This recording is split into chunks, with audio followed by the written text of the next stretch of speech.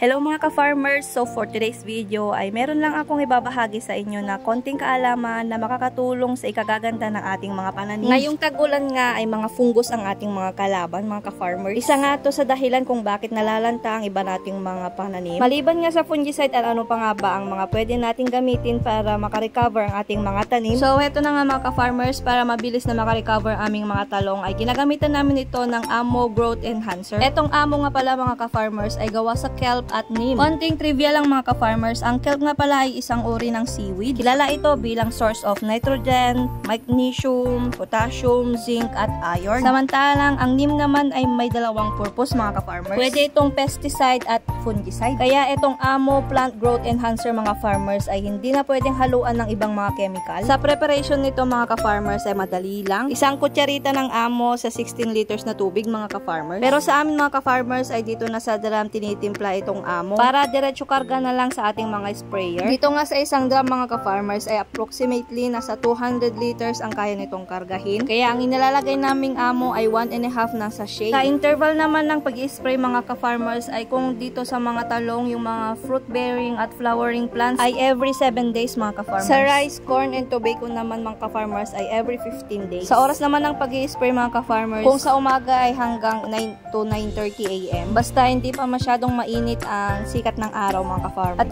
kung sa hapon naman ay nagsisimula kami ng mga alas 4 ng hapon mga ka-farmers. So yun lang mga ka-farmers, salamat sa inyong panonood. Sana ay makatulong ito sa inyong mga pananim and happy farming. Kita-kits sa susunod na mga videos. Paalam!